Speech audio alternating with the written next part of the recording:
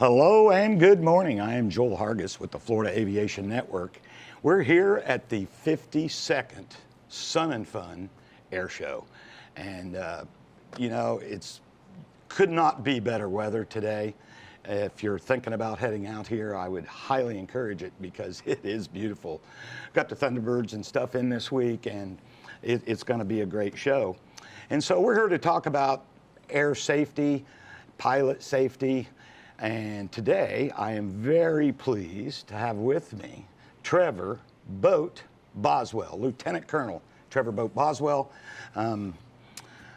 So Trevor, how you been? I'm doing well, Joel. Thanks for having me back. We haven't done this for a whole year. It's been a minute, yep. But we try to do this every year because it's so important. It very much is. Very much is. It's very important. So what Lieutenant Colonel Boswell, he is with NORAD.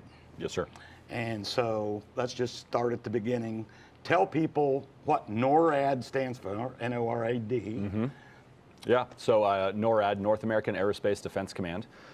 We are here to protect the continental United States, Canada, Alaska, some territories within the Caribbean airspace. And that has been our job since 1958.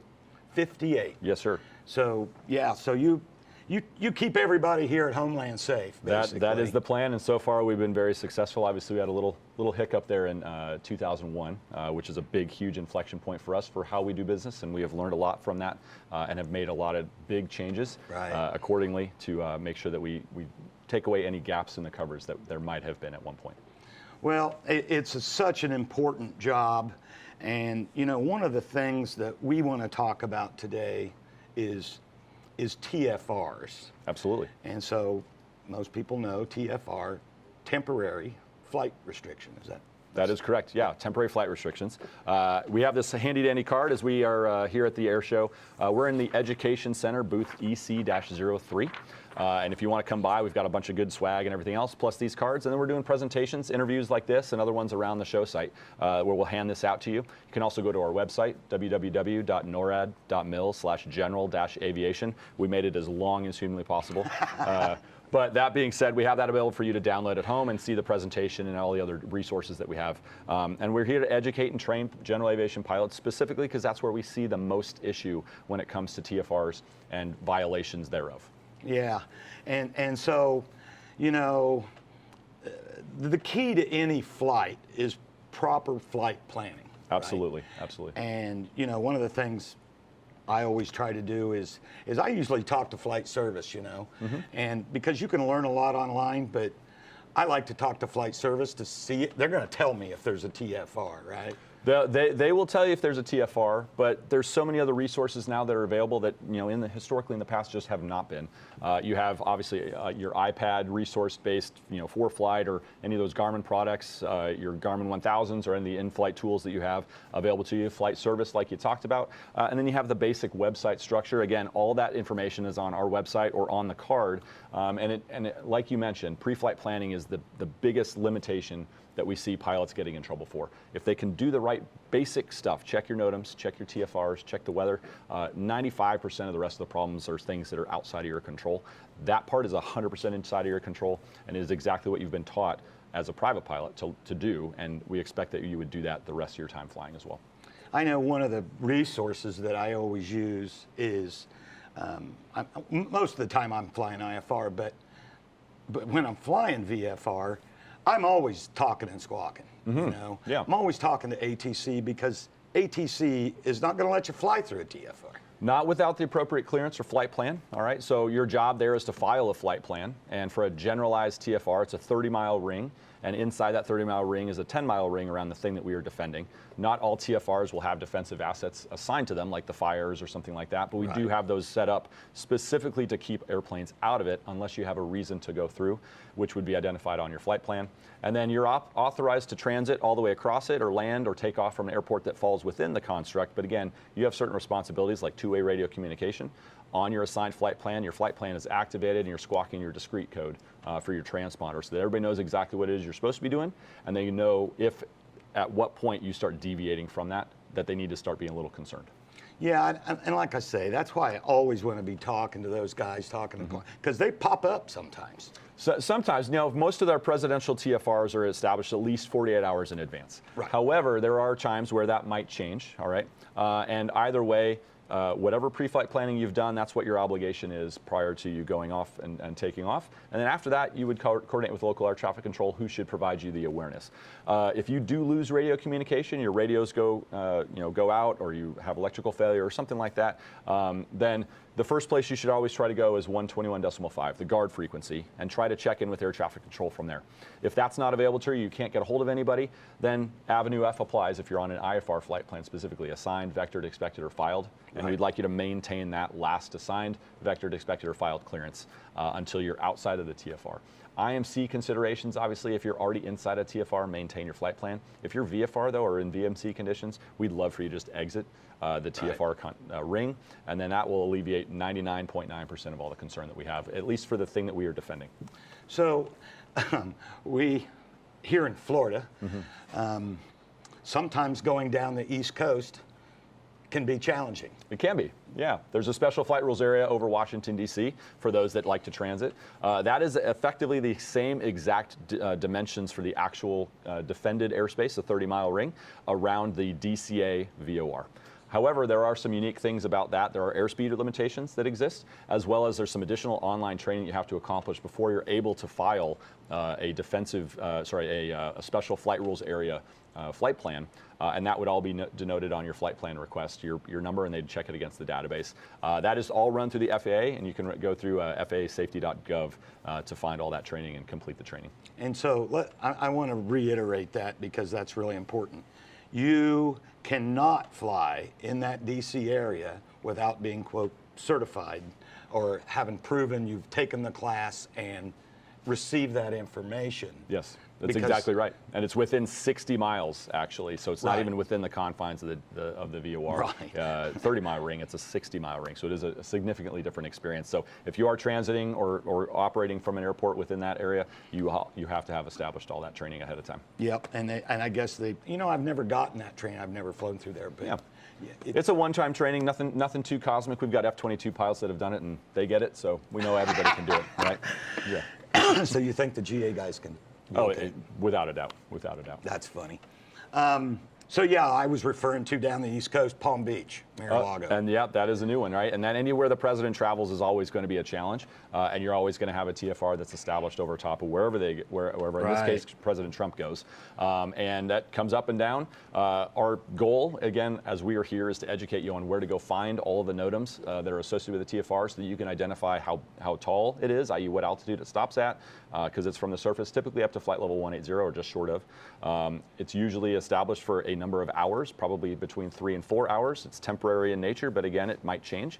And then sometimes, depending on if the president's landing at an airport and they have to travel to some other site, it might look like a moving TFR. It's actually multiple TFRs that start and stop at staged points to kind of give that effect that it is moving, but that covers the airspace between the arrival location and the final destination for the president. Yeah, I fly to South Florida fairly regular, and when he's the president, because we went through this, 4 years ago. Bam! I mean, it's sometimes you don't get there by the shortest route that you intended. You definitely need to be a little bit flexible with your flight planning accordingly. And we schedule. And your schedule. And again, if you don't need to be in a TFR, we'd always request that you don't go through one. But we understand that fuel is expensive, and the shortest point between two places is a straight line. So we get it. We understand. But there is some procedural stuff that you need to do ahead of time to keep yourself and everybody else safe. Yeah, and what you don't want is an F-16 off what would be the left side of your plane. Is that? Typically the left side of the plane, and fortunately for the show this year, we have brought our procedures display back. So on Thursday afternoon, usually probably around between 2:30 and 3:30 is my best guess at the moment. We are going to have a couple of our friendly F-16 fighters from the Duluth Air National Guard in Minnesota that have come down to support our intercept procedures display. You're seeing some footage on the screen right now of what it's generally speaking going to look like, but it will be typically a two-ship of fighter aircraft, in this case F-16s, and we have a Navajo that we brought as our target aircraft. They're going to come up over Show Center, and you're going to see one of those F-16s go ahead to the left of the Navajo, rock its wings to get its attention. And we're going to do a few passes just to kind of demonstrate the procedural stuff. Again, on our card that we hand out, we have what the exact procedures are and what you as a general aviation pilot are supposed to do when you respond to this fighter. But we first want you to acknowledge the fighter's existence. We want you to remain predictable and safe. Don't do aggressive airspeed, heading, or altitude changes. Maintain within your operating limits for your aircraft. And then do your best to acknowledge that with a wing rock itself back to the fighter so they know you're talking to them. Then I want you to switch over to 121.5. So if you have a second radio, hopefully you're monitoring that the entire time. But if not, switch over to 121.5 and talk to the F-16 or whatever fighter aircraft shows up on your wing. If for some reason you don't have the capability to do that, a wing rock of your aircraft would be totally acceptable, and that would be a really good first step into rebuilding the trust as to what exactly is going on. From there, the F-16 is going to do probably a turn away from you, and the goal there is for you to follow that direction that the F-16 rolls out. All right, we know you're not going to be as fast as us, and that's totally acceptable, but just follow the heading that they put you on so that they're going to take you away from the thing we are trying to protect, and that, again, is another good step to build trust. So, and I get it. So, what do you do with a really slow aircraft? So that's why we travel in pairs, right? So we can go pretty darn slow, but we're not as effective as we'd like to be because we're just not as effective at low speeds. But that being said, we do have another aircraft 2 to 3 miles behind the target aircraft that's monitoring the situation, kind of doing a big weave to maintain that physical distance. And they're there to monitor to see what kind of compliance that other target aircraft is going to have. If for some reason they do something that's kind of a little more aggressive or otherwise, then they are there to take action if necessary. But we've never had to shoot anybody down, and knock on wood, we don't plan to, we don't want to. It's just the way that it goes sometimes.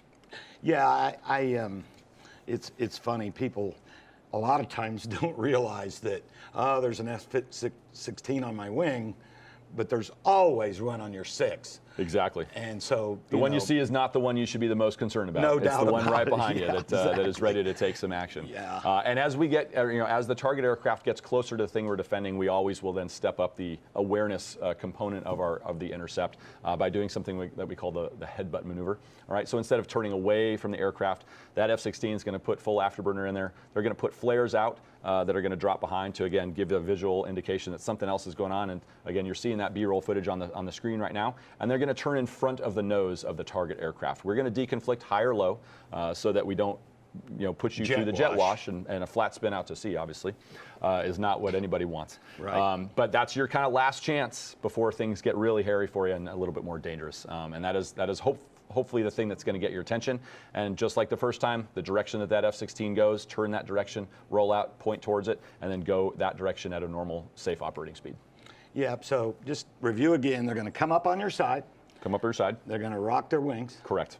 You need to acknowledge if you're not on frequency. With a wing rock or something. Wave at them, something like that. Right, yeah. right. Acknowledge their presence. Hey, guys. And then they're going to come in front of you. They're going to turn a direction depending on where you are in reference to the thing we're defending. But first, we'd like you to talk on 121.5 to us. Right. If you can't get a hold of us there, then follow at least the direction of travel that aircraft goes. Follow the jet. And then just stay on that heading until they give you another one to go to. Okay. Yeah.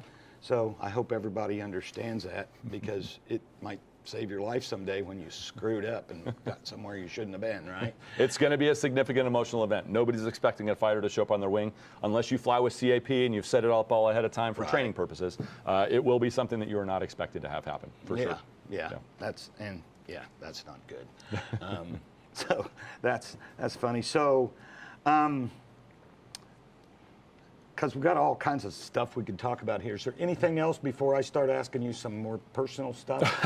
That's really the big emphasis point for us here. Like I said, we're in the education center and we love to talk to everybody. So please come on by if you have the time. It's a little bit out of the way, but it's air conditioned. So there's my key pitch for when it's hot in the afternoons. There you go. But we will be doing presentations throughout the rest of this week, mostly at the CFAA, the Central Florida Aviation Academy, here in the classroom environment. And you're more than welcome to come listen to those, come ask questions, one-on-one interactions and things like that. And we're here to do what we can to help pilots navigate what can be sometimes typically difficult situations. Other things we talk about in the brief are like air defense identification zone transits, specifically for those folks that live in Florida, want to go to Bahamas or one of the Caribbean islands. You're going to go outside the ADIZ. All right, and we talk a little bit about that interaction, what kind of flight plan you need to file, what kind of radio communication you need to have, and specifically on the way back, the advanced notification with FAA to let them know that you're on your way back. So a little bit of nuance there, but again, the Bahamas love tourism, so let's make it happen. Those are just great things to, I think you get FAHS credit for that, do you not? I think so. I'm not. That's a little outside my wheelhouse, so I'll trust the FAA on that one. Yeah. Well, I can tell you, you do get FAHS credit for watching this. There's a code at the end of the show. If you'll watch the credits, it'll get you your all FAHS the points. wings credit stuff. Wings Yes. credit. Yeah. There you go. Yeah. And so, how long have you been a fighter pilot? So I joined the Air Force at the end of 2003 on active duty, and then I switched about 10 years ago to the Air Force Reserve. So just a little over 22 years. Wow. So in the Air Force total, yeah. And along the way, I know you were an F-16 pilot. Yes, sir. You flown any other fighters? No other fighters. It's not too often that you're going to go fly another type of airframe at this point in this day and age with how costly it is and things like that. So I finished my flying time about 10 years ago in the Air Force. I fly for Delta on the outside. I'm an Air Force reservist, so I do this part-time. So I've been with Delta for almost about 10 years now. Good for you. Yeah.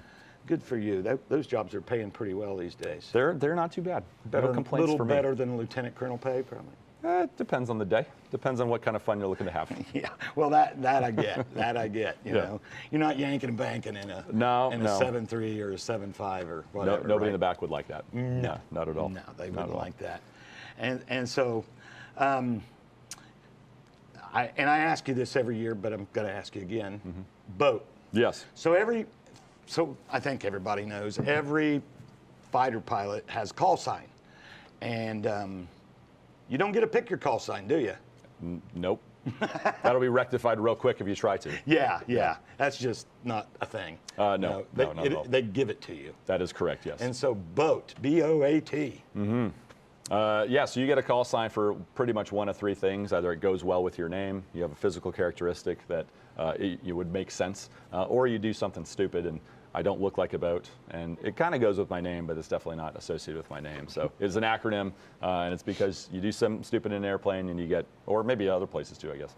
You get a call sign, and you're stuck with it until you do something more stupid, and here we are. So So my call sign's based off of when I was a brand new lieutenant at my first duty assignment in Japan. I'm out there on an upgrade sortie with my director of operations, and we're taking off. We do a procedure called a radar-assisted trail departure, using the radar to track the guy in front of you. And you would use it for IMC kinds of conditions, where you take off through the clouds and then need to rejoin visually above the weather. So I lock on with my radar, take off, and then about 30 or 45 seconds later, my radar quits or restarts. It's a computer, so that does that. I am thinking I can fix this. I'm going to make the computer start faster, so I start flipping switches and buttons and everything else. Prior to that, I had called Tide and told my flight lead that I was attached to him, and he didn't have to worry about me anymore.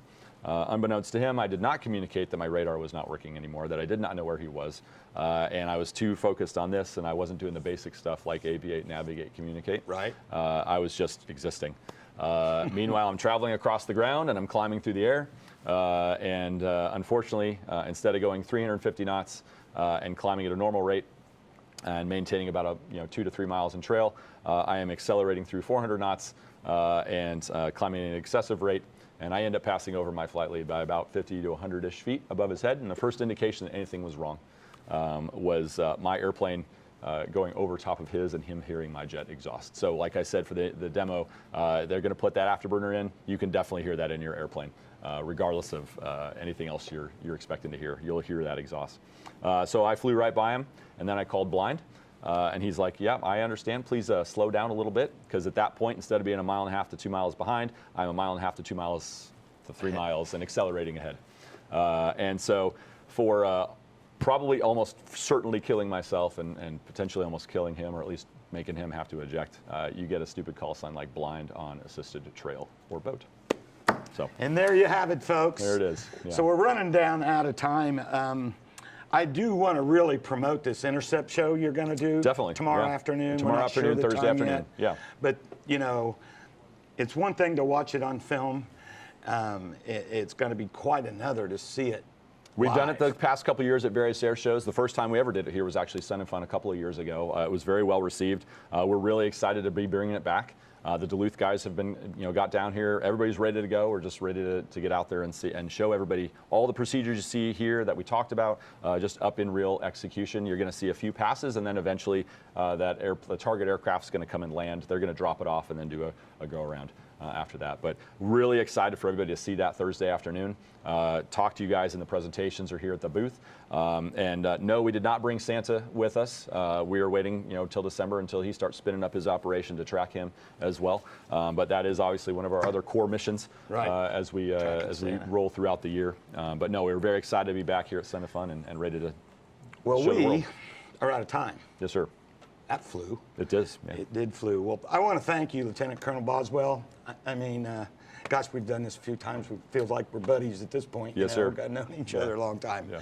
So I am Joel Hargis with the Florida Aviation Network at the 52nd Sun and Fun Air Show in Lakeland, Florida.